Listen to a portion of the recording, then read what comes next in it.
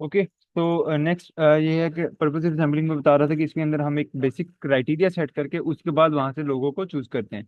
इसमें हमारे पास different types हैं। Maximum variation sampling, homogeneous sampling, typical case sampling, extreme case sampling, critical case sampling, total population sampling and expert sampling. Types के ऊपर बात करते हैं। Maximum variation sampling involves selecting a sample of individual or unit representing the maximum range of variation within the characteristics or attribute the researcher is interested in studying. This type of sampling is used to understand the widest possible diversity of experience or viewpoint within the population.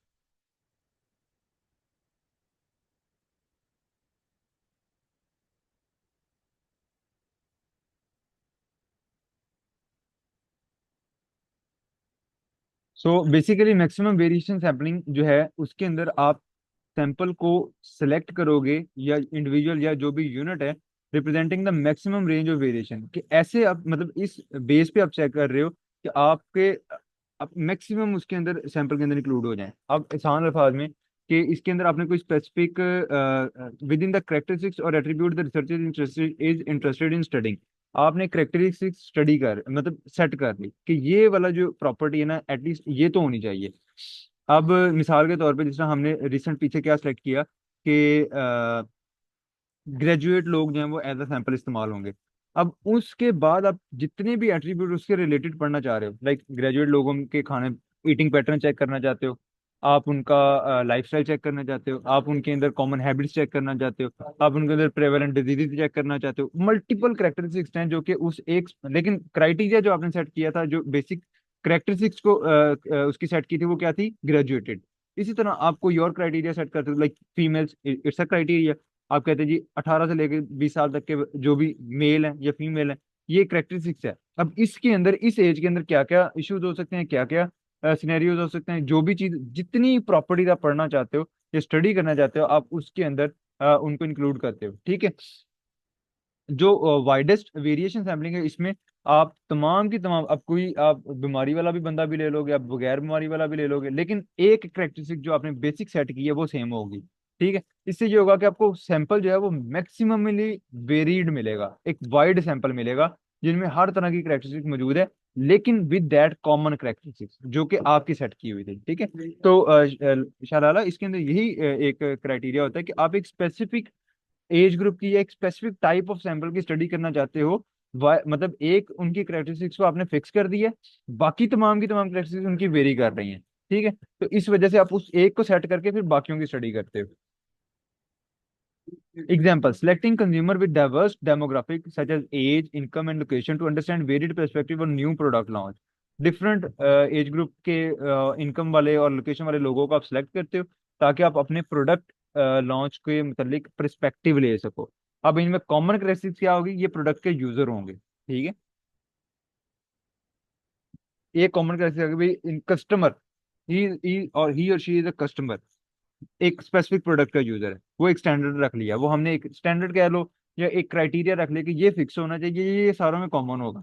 अब उसमें different as के, different income के, different location वाले लोगों के क्या perspective है, क्या सोच रहे हैं वो उस प्रोडक्ट के मुतालिक, तो वो जो है वो आ जाएगा कि मैक्सिमम वेरिएशन सैम्पलिंग।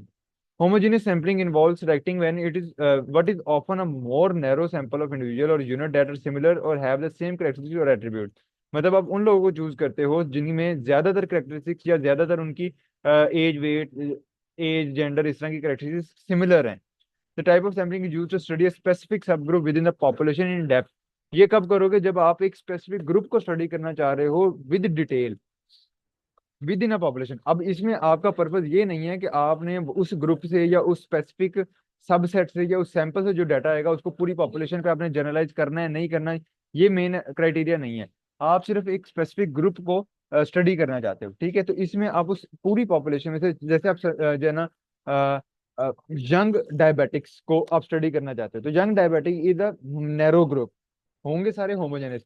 यंग में आप एज सेट कर लोगे भाई 19 से लेके 23 साल तक के जो डायबिटिक्स हैं, आपने क्राइटेरिया सेट कर दिया, तो अब जितने लोग आपको मिलेंगे वो ऑलमोस्ट सेम करेक्टरिस्टिक्स के होंगे।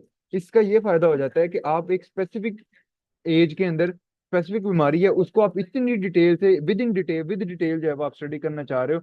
इसमें आपको वेरिएशन नहीं चाहिए, इसमें आपको डिफरेंट टाइप ऑफ लोग नहीं चाहिए।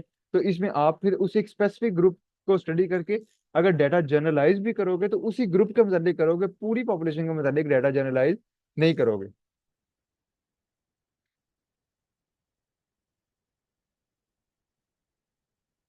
Typical case sampling. Typical case sampling involves selecting a sample of individual or unit that are representative of the typical experience or characteristics of the population. The type of sampling is used to understand the most common or average experience or characteristics within the population. ऐसे individual को select करना जिनका typical target market है for a popular product to understand common experience and preferences.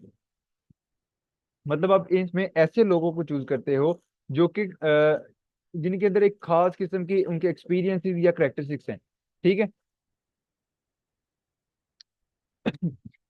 Date are representative और typical experience और characteristics of the population. मतलब आपको एक वो शॉपकीपर, इसमें कोई ज्यादा अच्छी एग्जांपल दी हुई थी तो ज्यादा बेहतर था। To represent the typical target market for a popular product to understand. हाँ मतलब आप चेक करते हो कि किन इश्यूज वाले एक टिपिकल ग्रुप है, दे हैव स्पेसिफिक करेक्टरिस्टिक्स या एक्सपीरियंस। ठीक है। या मतलब उन्होंने कोई क्रीम इस्तेमाल की है पहले से तो उनकी स्किन एलर्जी होगी, कोई एक प्रोडक्ट मार्केट में आया स्किन एलर्जी होगी। अब ये स्पेसिफिक लोग होंगे क्योंकि सारों ने इस्तेमाल नहीं की, सारों पे इफेक्ट नहीं आया। जिन्होंने इस्तेमाल की उन पे क्या इफेक्ट आया, तो वो एक स्पेसिफिक करेक्टरिस्टिक्स के स्पेसिफिक एक्सपीरियंस एक्सपीरियंस आ गया ना उनका। ये अब इनका स्पेसिफिक एक्सपीरियंस है, टिपिकल एक्सपीरियंस है। ठीक है। आ, इन लोगों को आपने लिया और इनके ऊपर आपने फर्दर चेक करना है कि अब उससे आपको ये अंदाजा हो जाएगा कि कॉमन एक्सपीरियंस या प्रेफरेंसेस एक पॉपुलेशन के क्या हैं।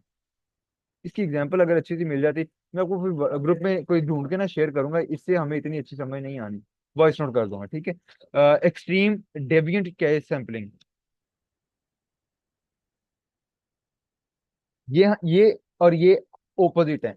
टिपिकल केस सैंपलिंग में आप वो करेक्टरिस्टिक चूज करते हो जो पॉपुलेशन में ऑलमोस्ट कम समहाउ कॉमन होती है। ठीक है। जो एक्सट्रीम डेविएंट केस सैंपलिंग है इसमें आप वो करेक्टरिस्टिक चूज करते हो जो बहुत कम लोगों में होगी। ठीक है। मतलब क्या है कि इनमें आप देखते हो कि typical target for popular product to understand common experience preference. मतलब आप एक पॉपुलर प्रोडक्ट है, लाइक आप एक देख लें, हम देख लें कोई फेमस प्रोडक्ट, कोई डेयरी मिल्क है फर्ज कर लें। ठीक है। अब उसकी पॉपुलेशन जो वो लोग, definitely it's the common popular product, तो इसका मतलब है बहुत सारी पॉपुलेशन उसको जो है वो कंज्यूम कर रही है। अब जितनी पॉपुलेशन को कंज्यूम कर रही है उनको उनकी क्या प्रेफरेंसेस हैं, उनके क्या एक्सपीरियंस रहे हैं इस प्रोडक्ट के मतलब। अगर आप उस चीज को स्टडी करना चाह रहे हो कि एक पॉपुलेशन में कॉमन बिहेवियर, कॉमन एक्सपीरियंसेस या कॉमन उनके प्रेफरेंसेस क्या हैं, तो उस चीज को स्टडी करने के लिए आप किसको चूज करते हो, टिपिकल केस सैंपलिंग को। ठीक है। जबकि दूसरी तरफ जो है हमारे पास एक्सट्रीम केस सैंपलिंग है, इसमें आप उन लोगों को चूज करते हो जो कॉमनली एक बिहेवियर को फॉलो नहीं कर रहे। Like if someone is not preferring dairy milk और उसकी जगह वो कोई और चॉकलेट खाना पसंद कर रहा है, तो वो क्यों कर रहा है। ठीक है। उसके बिहेवियर को स्टडी करने के लिए आप जो आप सैम्पलिंग करोगे दैट विल बी एक्सट्रीम या डेविएंट डेविएंट केस सैम्पलिंग। ये समझ आया दोनों का डिफरेंस? जल्दी बताना।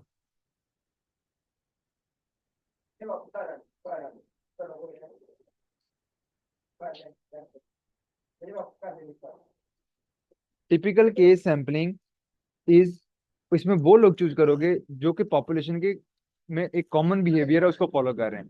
लाइक आप कहते हैं जी 90% ऑफ पॉपुलेशन जो है ना, 90% ऑफ लिप्स पॉपुलेशन जो है वो डेयरी मिल्क खाती है। ठीक है। तो अब आप इस पॉपुलेशन में से सैंपल को चूज करोगे इस 90% में से, ताकि आपको पता लगे कि इनकी क्या करेक्टरिस्टिक्स हैं। इनके फर्ज कर ब्लड टेस्ट करना शुरू कर दे दो भाई, इनके अंदर कोई स्पेसिफिक चेंजेस, इनके कोई बिहेवियरल चेंजेस। मैं डेयरी मिल्क की मिसाल दे रहा हूँ, आपको सीवियर प्रोडक्ट भी ले सकते हो।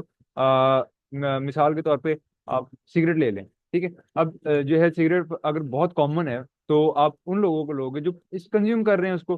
ठीक है। तो उनकी आप उनकी फर्दर करेक्टरिस्टिक्स स्टडी करोगे, उनके फर्दर जो है वो उनके एक्सपीरियंसेस को स्टडी करोगे, तो ये है क्योंकि ये कॉमन एक्सपीरियंस है। अगर कॉमनली प्रेवलेंट बिहेवियर है उसको आप स्टडी कर रहे हो तो वो आ जाएगा टिपिकल केस सैम्पलिंग के अंडर। लेकिन अगर आप एक ऐसी चीज को सेलेक्ट कर रहे हैं like extreme deviant case sampling, नमाजी 5-7 लोग होंगे, 10 लोग होंगे, ठीक है, जो कि पढ़ रहे हैं, तो अगर आप स्टडी करना चाहते हो कि वो लोग जो नमाज पढ़ते हैं उनके क्या बिहेवियर एक्सपीरियंसेस हैं, उनकी उनकी क्या करेक्टरिस्टिक्स हैं। ठीक है। तो उस चीज में उस अगर इन लोगों में से जब आप सैम्पलिंग करोगे तो उसको कहेंगे एक्सट्रीम या डेविएंट केस सैम्पलिंग। आप समझ लगी? मतलब एक बिहेवियर कॉमन नहीं है और उसके उन और जो कॉमन मुराद है कि 5% लोग उसको कर रहे हैं। जब उन 5% को आप स्टडी करोगे, उनमें से सैंपल चूज करोगे, तो that is extreme deviant case sampling. और अगर एक कॉमन बिहेवियर है और 90% लोग उसको फॉलो कर रहे हैं, तो उनमें से जब आप उन लोगों को जब आप स्टडी करना चाह रहे हो, उनके बिहेवियर को स्टडी करना चाह रहे हो, तो that will B typical case sampling. ताकि समझ।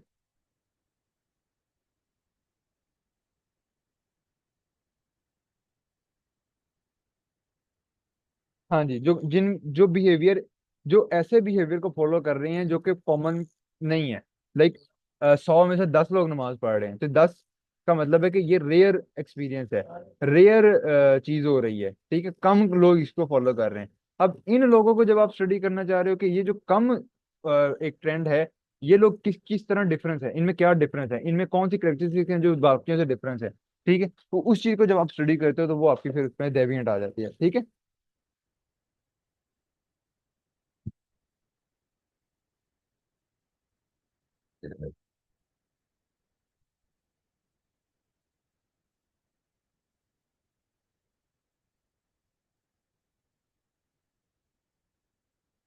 Critical case sampling, it is used when a single or a very small number of cases can be used to explain other similar cases. मतलब researcher determine whether a case is critical by asking using this maximum, if it happen here it will happen anywhere। मतलब जो है वो एक case, या आप study करना चाहते हो कि एक जगह पे किसी, जैसा केस रिपोर्ट हमने कल भी हम पढ़ रहे थे कि मिसाल हमने ये रखी थी कि बनाना खाने से पेट किसी का खराब हो गया, ठीक है। तो ये एक केस है, तो आप देखते हो कि अगर ये निफ्सेड के या एक यूनिवर्सिटी ऑफ एग्रीकल्चर के एक बच्चे में हुआ है, तो आप ये एज्यूम करते हो इट कैन हैपन एनीवेयर, ठीक है। तो इस तरह की स्टडीज के अंदर, जहाँ पे आप एक केस की बेस पे दूसरे केस को स्टडी करते हो, वहाँ उनको हम कहते हैं critical case sampling. You are researching how to involve local community in local government decision making process. Local government, ये आपको पता है, जो डीसी लेवल के लोग होते हैं, डीसी एसी। आप वो कहते हैं कि आप ये चेक करना चाहते हो कि आप लोगों को कैसे इन्वॉल्व करें इनकी डिसीजन मेकिंग के अंदर, जो लोकल कम्युनिटी है उनको कैसे इन्वॉल्व किया जाए। But you are not sure whether the community will understand the regulation. अब डीसीएसी ने तो रूल्स पढ़े हुए हैं कि भाई ये कानून है, ये इस तरह, ये इस तरह। अगर आप लोकल बंदे को, किसी एक मजदूर को उसके सामने, उसके साथ बिठा दो और कहो कि जी ये हम रूल बनाने लगे हैं तो आपको कोई इस पे एतराज है, तो उसको तो आता ही नहीं होगा, ठीक है, उसको तो समझ ही नहीं आनी। तो अब ये इशू है कि आप ये चाहते तो हैं कि लोकल पॉपुलेशन जो है वो इन्वॉल्व हो डिसीजन मेकिंग के अंदर, लेकिन आप श्योर नहीं है कि लोगों को इसका पता होगा कि नहीं पता होगा। तो if you first ask local government official and they do not understand them, then probably no will. तो अब आप क्या करते हो कि लोकल जो गवर्नमेंट है उससे आप पहले पूछते हो कि भाई ये लॉज आते हैं आपको समझ, ठीक है, ये आपको कुछ ये हम नए लॉज या ये नई पॉलिसीज हम डेवलप करने लगे हैं, do you know about anything about it. अगर तो उन्हें आता हुआ तो फिर हम ये एज्यूम कर सकते हैं समहाउ कि आगे बाकी लोगों को भी थोड़ा बहुत पता होगा, ठीक है। अज्यूम ही कर रहे हैं ना, मतलब हम डायरेक्टली हर बंदे से जाके पूछ नहीं रहे आपको लॉ आता है, ये आपको ये लॉ आता है। एक रिप्रेजेंटेटिव सैंपल है उनका, एक मैनेजमेंट वाला सैंपल है, या एक उनमें से कुछ सुपीरियर लोग हैं, कुछ ऐसे लोग हैं जिनसे आप एक्सपेक्ट कर सकते हो कि इनको आता होगा। आप उनसे अगर जाके पूछोगे उन्हें भी ना आता हुआ, तो इसका मतलब वो पूरी की पूरी पॉपुलेशन ही जाहिल है, ठीक है। तो ये आप एज्यूम करते हो,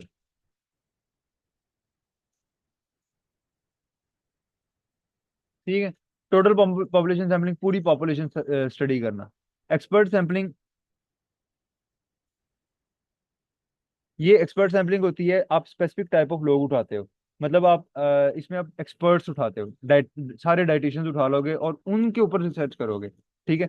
सारे इंडस्ट्री के एक्सपर्ट्स उठा लोगे और उनके ऊपर स्टडी करोगे, ठीक है, या उन्हें इन्वॉल्व करके स्टडी करोगे। तो जिसमें आप किसी एक स्पेसिफिक फील्ड के, किसी एक स्पेसिफिक एक्सपीरियंस के लोगों को आप उठाते हो फॉर एकेडमिक या फॉर रिसर्च, तो उसमें एक्सपर्ट सैम्पलिंग होती है। इंटरव्यूइंग इंडस्ट्री एक्सपर्ट, मतलब डाइटिशियंस, आपका सैंपल कौन है, सारे डाइटिशियन। तो आप डाइटिशियन से कुछ क्वेश्चन पूछने लग जाते हो, तो इससे आपको क्या होगा, एक्सपर्ट राय मिलेगी, क्योंकि सारे के सारे एक्सपर्ट्स हैं डाइटिशियन, ठीक है, जितने भी आप सैंपल में चूज कर रहे हो they are expert of nutrition field, ठीक है। तो उनसे जो भी आपको राय मिलेगी that will be specific to nutrition. तो आप किसी एक फील्ड के मतलब किसी एक स्पेसिफिक एक जो फील्ड है उसके मतलब जब आप डाटा लेना चाहते हो, तो आपको उसमें जो है वो इन लोगों को चूज करना पड़ता है। यहाँ तक क्लियर है सारा।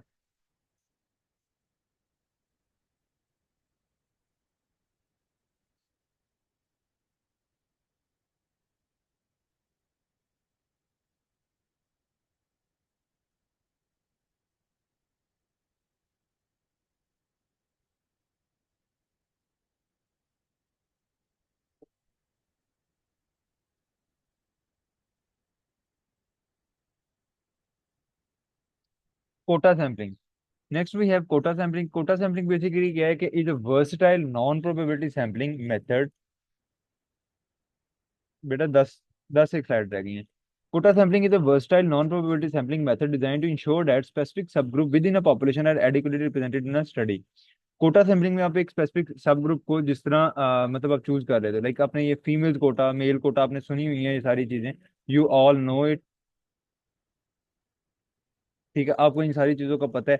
तो मतलब ये कोटा सिंपल ये जिस तरह हम ये स्पोर्ट्स कोटा और इस तरह के आप एक स्पेसिफिक कोटा सेट कर लेते हो, और उन लोगों को ताकि वो क्योंकि वो कम होते हैं, या आप एक स्पेसिफिक ग्रुप को इंक्लूड करना चाह रहे हो, अब ये नॉन प्रोबेबिलिटी है, तो डेफिनेटली जिसका कोटा होगा उसके चांसेस ऑफ सिलेक्शन क्या हो जाएंगे, ज्यादा हो जाएंगे। ठीक है, the sample obtained from a quota sampling method contains similar proportion of observation as whole population with some non trait or characteristic।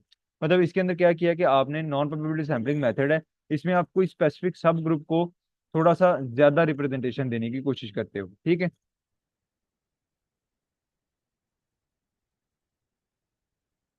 इसकी टाइप्स हैं control quota sampling, uncontrol. Control quota sampling क्या होती है, if the sampling imposes restriction on the researcher choice of sample then it is known as control quota sampling. मतलब कि जो sampling जो है वो in this method researcher can be able to select limited sample. Uncontrolled जो है वो इसके अंदर sampling does not impose any restriction. Yes, quota जो है वो किसी बेस पे भी हो सकता है। अच्छा, मैं क्वेश्चन का आंसर कर देता हूँ, वो एक प्रीवियस क्वेश्चन है वो एंड पे मैं आंसर कर दूंगा। जो कोटा है ना वो कोई भी देखो, स्पोर्ट्स कोटा आता है, उसके अलावा कोई हाफिज कुरान कोटा आता है, तो हाफिज कुरान वाले लोग क्या हो गए, हाईलाइट हो गए। ठीक है, जो हाफिज है वो हाईलाइट हो गया, तो अब उसको वो सिलेक्शन में आ जाएगा। ठीक है, वो सैंपल में सेलेक्ट हो जाएगा, तो उसको कहते हैं quota based sampling. Any specific Kota.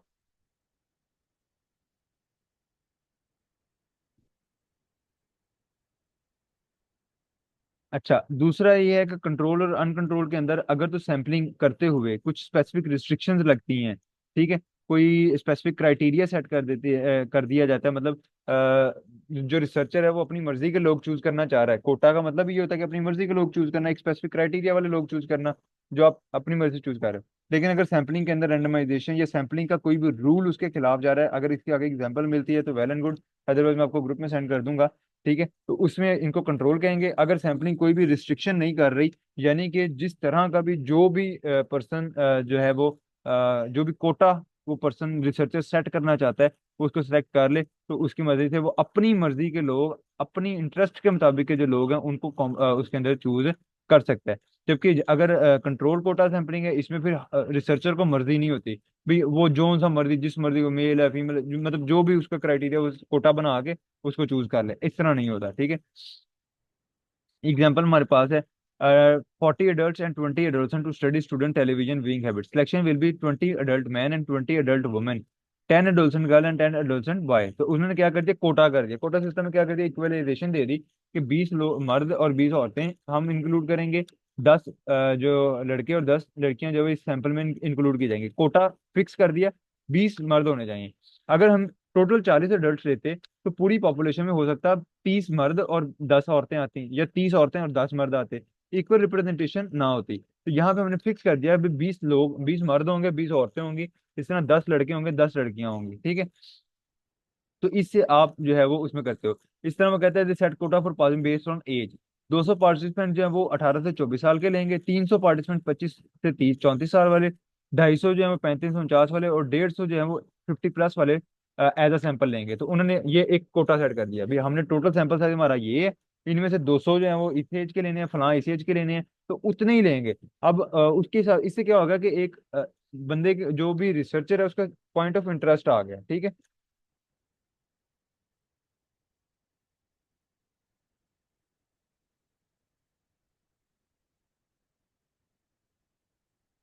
Okay. Kota sampling में नॉन रैंडम सिलेक्शन होती है, आप पूरी तरह उसको जो है वो खुद से डिटरमाइन कोटा करते हो भी ये एज ये जेंडर ये इतनी एज का बंदा मैंने उठाना है, तो वो एज जब आपने सेट की तो दैट इज अ कोटा। ये मैंने सारे के सारे इस जेंडर के उठाने हैं, तो दैट इज अ कोटा। ठीक है, 10 इसके उठाऊंगा, 10 मेल 10 फीमेल, ये कोटा है। स्ट्रेटिफाइड सैम्पलिंग क्या होती है कि रैंडम सिलेक्शन होती है हर सब ग्रुप में से, मतलब आपने स्ट्रेटम बना दिए, हर स्ट्रेटम में मेल भी हैं फीमेल भी हैं, आप उनमें से रेंडमली चूज करते हो, तो उसमें कोई ऐसा कोटा सेट नहीं है भी इतने मेल होंगे इतने फीमेल होंगे, स्टिल उसमें वेरिएशन आती है। ठीक है। इसकी बेसिक ऑफ डिवीजन ये है कि आप सब ग्रुप की बेस में डिवाइड कर देते हो और पार्टिसिपेंट्स को कन्वीनियंटली सेलेक्ट करते हो। ठीक है, मतलब खुद से चूज करोगे 10 मेल और 10 फीमेल मैंने चूज करनी है, पॉपुलेशन को सब ग्रुप में डिवाइड कर दिया, 100 मेल कर दिए, 100 फीमेल, उनमें से 10-10 चूज कर लिए। ठीक है, मर्जी से। यहाँ पे क्या है कि आप उनको स्टेटा में तो डिवाइड किया है सब ग्रुप में, मेल अलग फीमेल अलग, अंदर जो है वो फर्दर रैंडम सैम्पलिंग होनी है। पर्पज इसका ये है कि ensure representation of certain trait, कोई आप एक स्पेसिफिक रिप्रेजेंटेशन लेना चाह रहे हो, लाइक एक पॉपुलेशन है उसमें 400 मेल हैं, 100 फीमेल्स हैं, तो उसमें chances of selection of females थोड़े हैं, तो उसमें फिर आप कोटा सेट कर देते हो। ठीक है, ताकि इक्वल रिप्रेजेंटेशन आ जाए। इसमें क्योंकि आप सब ग्रुप्स में डिवाइड कर चुके हो, तो इसमें हर सब ग्रुप की एक इक्वल रिप्रेजेंटेशन, प्रोपोर्शनल रिप्रेजेंटेशन आएगी। इसमें आप अदर चीजें भी यानी कि इंक्लूड कर सकते हो। एक फिक्स लोग नहीं उठाओगे, ये वाला उठाना है ये वाला उठाना है। Randomization is still in stratified sampling. इसमें डेफिनेटली बायस के ज्यादा चांसेस हैं, इसमें रैंडमाइजेशन क्योंकि होनी है इस वजह से जो है वो चांसेस बायसनेस के कम है। बाकी ये पढ़ लेना, इजी है कोई इसके अंदर, अगर ना समझ आए तो पूछ लेना। स्नोबॉल सैम्पलिंग क्या होती है, आप एक बंदा चूज करते हो, वो आगे उसको कहते हो कि अपने दोस्त चूज कर लो। ठीक है, मतलब रिसर्चर ने ये 3 लोग चूज किए, initial subject recruited additional subject, ये आगे चूज करेंगे कि अपने जैसे और ले आओ। ठीक है, आपने 3 लोग चूज किए जो कि आपको लगे कि okay these are acceptable for my sample. ठीक है, तो वो आगे फर्दर चूज करेंगे कि आगे हमने कौन सा चूज करना है।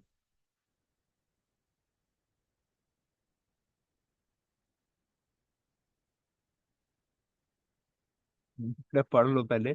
1 2 3 लोग हमने चूज किए, मतलब मैं अगर एज ए रिसर्चर हूँ, ये 3 लोग अपने जैसे, और इनको कह दिया अपने जैसे और लोगों को ले आओ, इसको जैसे हम दोस्त ले आओ।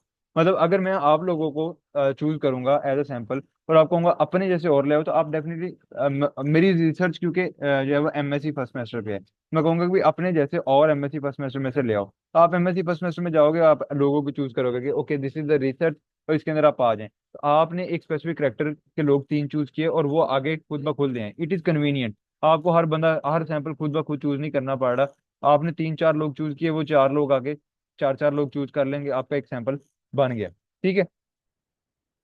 Example, if researcher are conducting study individual with rare disease, it may be difficult to find in individual. मतलब आप एक ऐसी बीमारी स्टडी करना चाह रहे हो जो बहुत कम है। ठीक है, कोई मिसाल ले लेते हैं, अभी तो मेरे जहन में आएंगी नहीं। कौन सी रखें? कौन सी रखें? चलें, विटामिन के की डेफिशिएंसी फर्ज कर लें, हमने विटामिन के की डेफिशिएंसी स्टडी करनी है। ठीक है, तो अब आप कौन कहाँ से ढूंढते फिरोगे भी कौन विटामिन के की डेफिशिएंसी वाला बंदा है? आपको 3 4 मिल गए, आप उन्हें कहेंगे भाई आपके साथ वाले जो है ना, डेफिनेटली सब पीपल नोज ईच अदर, तो कहीं आप ट्रीटमेंट करवाने जा रहे हो, कहीं आप सप्लीमेंटेशन लेने जा रहे हो, तो वहां से वो खुद ब खुद चूज कर लेंगे। ठीक है, तो जैसे आपने रिसर्चर, आपने 3 लोग ऐसे चूज किए जो क्या विटामिन के डेफिशिएंट थे, आपने उन्हें कहा कि अपने जैसे और ले आओ, हर एक को दो दो, किसी को 2 लोग मिले अपने जैसे, किसी को 3 मिले, वो 3 4 लोग आगे फिर ले आएंगे, उनको 3 मिले, इन तीनों को हर बंदा, इसको 1 मिला, इसको 2 मिल गए, तो इस तरह रेफरेंस मिलते मिलते ये सारी की सारी उसकी जो है वो स्टडी पॉपुलेशन बन गई है। होमलेस इंडिविजुअल, आपने बेघर लोग, आपने 4 बेघर लोग चूज किए, अब उनको सारे बेघरों का पता है, क्योंकि वो भी कहीं ना कहीं बेघर ही रह रहे हैं ना, कहीं तंबू लगा के, तो साथ कोई और लोग भी तंबू लगा के बैठते होंगे, उन्हें ये भी पता होगा कि फलां जगह पे भी इस तरह की एक कॉलोनी है जहाँ पे लोग इस तरह बैठते हैं, बेघर हैं, तो वो they will choose them out. ठीक है, तो इसको कहते हैं स्नोबॉल सैंपलिंग। लगी समझ? छेती छेती दादो 5 स्लाइडर रह गई। ये आप खुद से कर लेना, ये इजी है क्योंकि मैं प्रोबेबिलिटी नॉन प्रोबेबिलिटी समझा चुका हूँ, तो आपके लिए ये मुश्किल नहीं होगी। ठीक है, ये चीजें आपके लिए क्लियर हो जाएंगी।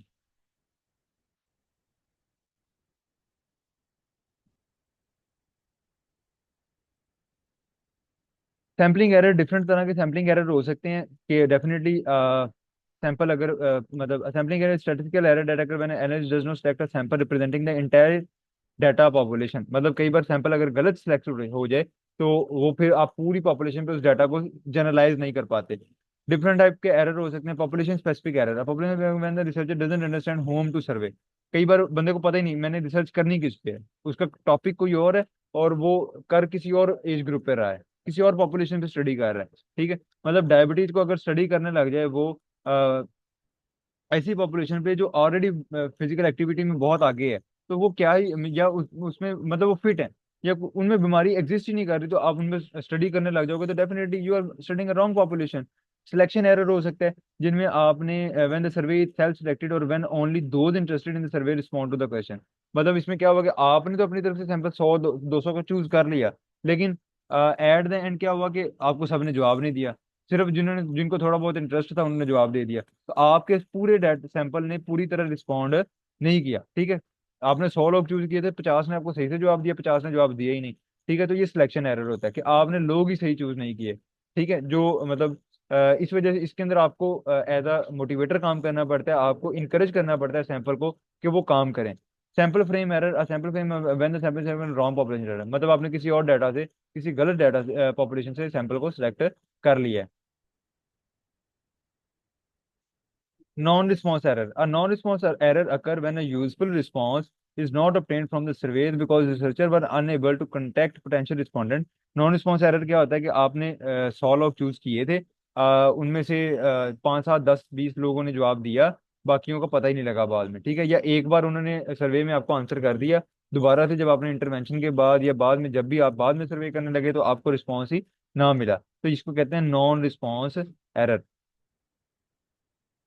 इस केस में आप क्या कर सकते हो, मतलब अपने 10 लोग लिए थे, उनमें से 3 लोगों ने जवाब दिया, 7 ने नहीं दिया, तो रिस्क है।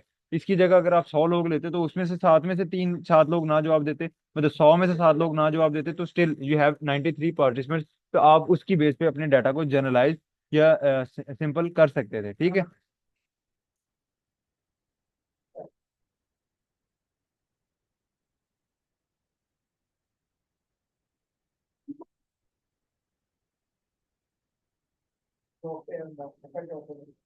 I don't know, almost similar, क्योंकि रिसर्च के अंदर बहुत सारी चीजें जो है वो ओवरकम करती हैं। अब देखो, selection error occur when the survey is self selected और when only those interested in the survey respond to the question.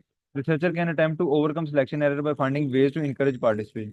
इसमें आपके पास मतलब सिलेक्शन एरर है कि आपने सर्वे करना है लोगों से और जो इंटरेस्टेड है वो जवाब दे रहे हैं। यहाँ भी तकरीबन वही बात की गई है, ठीक है, नो रिस्पॉन्स एरर। तो कोई ऐसा जितना वो बहुत ज्यादा डिफरेंस इनके अंदर नहीं है। रिसर्च के जब मैं डिजाइन आप लोगों को करवाऊंगा तो उसके अंदर भी आप देखोगे बहुत सारी चीजें जब वो इंटरलिंक कर रही होती हैं। एक टाइम पे एक स्टडी एक एक डिजाइन की नहीं होती, ठीक है। वो ऑब्जर्वेशनल भी होती है, उसके अंदर डिस्क्रिप्टिव भी होती है, तो मल्टीपल चीजें उसके अंदर इंक्लूड होती हैं, ठीक है। तो आप ये संभव इसको नॉन रिस्पॉन्स एरर और सिलेक्शन एरर तकरीबन तकरीबन एक जैसी चीजें हैं, ठीक है।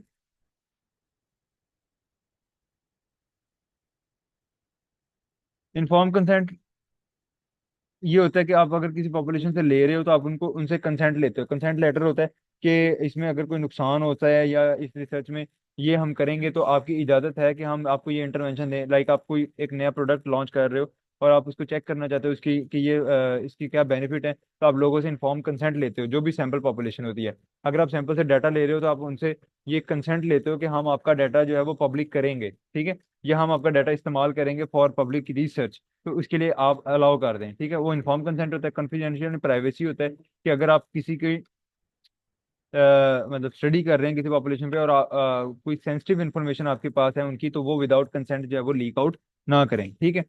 किसी को सीवियर बीमारी है और वो सिर्फ आपको as a researcher, you being researcher, वो आपको बता देता है, या ड्यूरिंग रिसर्च कोई आप नई चीज किसी एक पर्सन में ऑड चीज आपको पता लगती है, तो इट्स योर रिस्पॉन्सिबिलिटी कि उसकी वो एक स्पेसिफिक करेक्टरिस्टिक या उसका वो स्पेसिफिक डेफिशिएंसी या कोई भी स्पेसिफिक उसके अंदर कोई डिसऑर्डर है, तो वो उसकी इजाजत के बगैर उसको पब्लिक आप ना करें।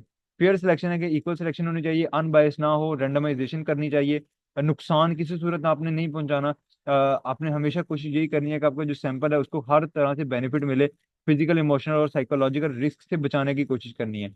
और रिस्क एंड बेनिफिट का इक्विटेबल डिस्ट्रीब्यूशन, कि अगर कोई बेनिफिट आ गया है तो वो भी इक्वली डिवाइड हो तमाम सैंपल्स के अंदर, सैंपल जो भी जितने भी स्टडी पॉपुलेशन है, ठीक है, सॉरी सैंपल साइज है। और अगर कोई नुकसान है तो वो भी इक्वली डिवाइड हो, ठीक है। कोई ऐसा नहीं है कि किसी को आपने बहुत ज्यादा कोई बर्डन में डाल दिया है, ठीक है, कोई बीमारियों में डाल दिया और किसी को बहुत ज्यादा बेनिफिट कर दिया, ठीक है। तो इस तरह की चीजों से भी आप अवॉइड करते हो। That was all about this research thing.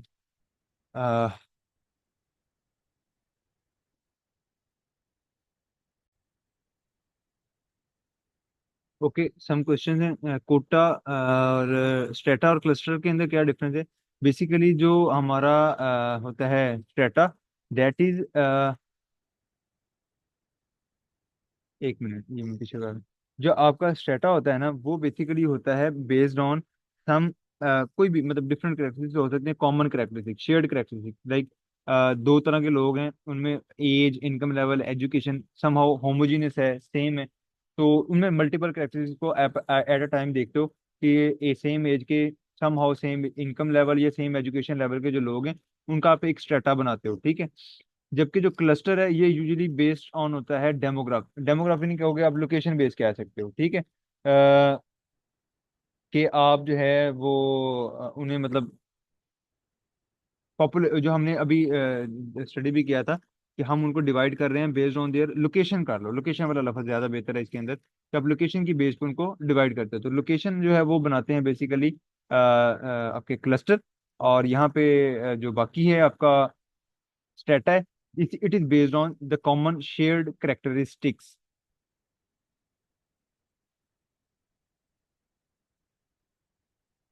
Yes, quota के अंदर रैंडमाइजेशन नहीं होती, जबकि बाकियों के अंदर जो प्रीवियस है उसके अंदर रैंडमाइजेशन होती है। Any other question?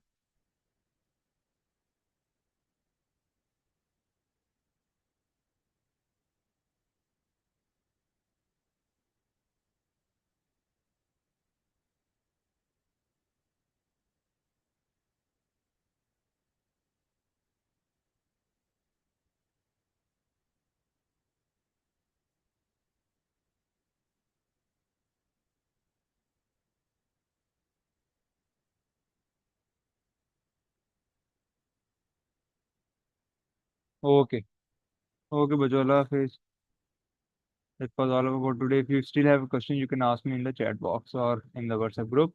That was all about today. Thank you so much for being with me. Allah Hafiz.